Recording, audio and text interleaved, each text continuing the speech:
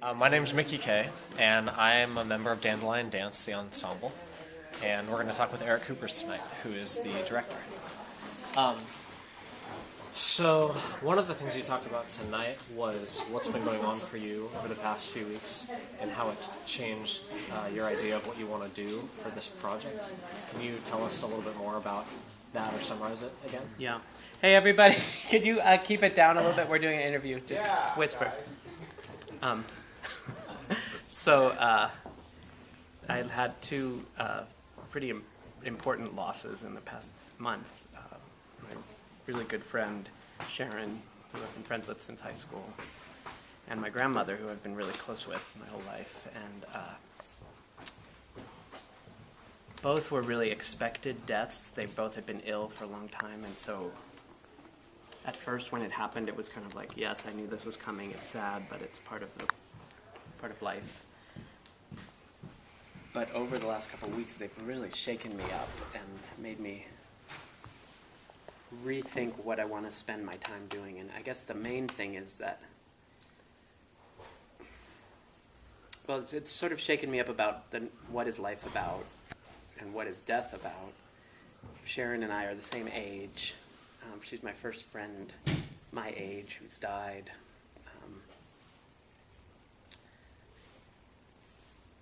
It's just brought up a lot of questions and made me sort of want to let go of some of the things that I feel like aren't that meaningful to me in life, particularly around striving for productivity and recognition and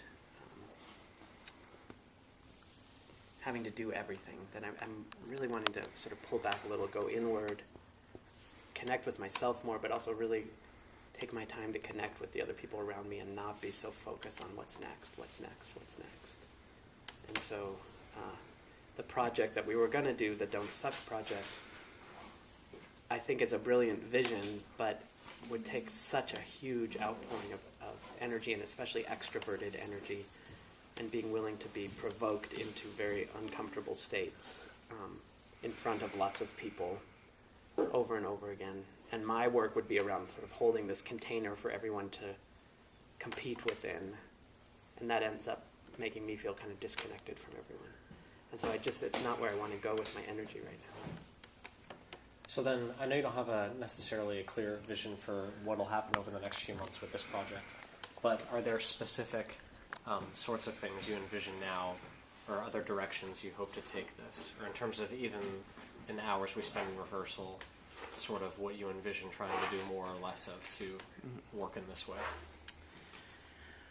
Yeah, well, I think I want to take my time a little bit more. I don't like when I'm directing rehearsal, and I feel like every single moment has to be used. And sometimes when we take on a really ambitious project, I feel like we have to just every moment, if someone's sitting out, I need to go get them to go do something because we have to finish this thing that's impossible to finish.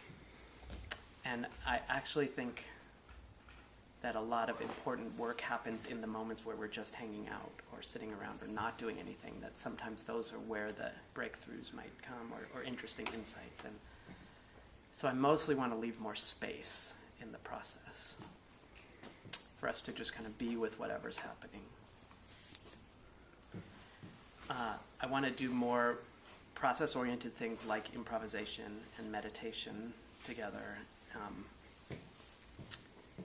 where we're all going into ourselves and our inner world and exploring what's there, trying to be with whatever we find in the same room with other people, trying to be with whatever they find inside.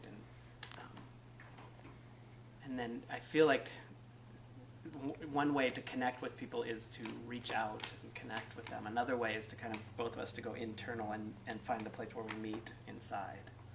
And I think I'm wanting to swing the balance towards that kind of connection. And overall, I mean, this is a change you made, or you decided to make, so it must be something you like, but overall, what are your feelings around the project coming back from this break we just had, and with this new direction? How are you feeling about everything? Well, it's sort of the only thing that really makes sense in my life is going into this project and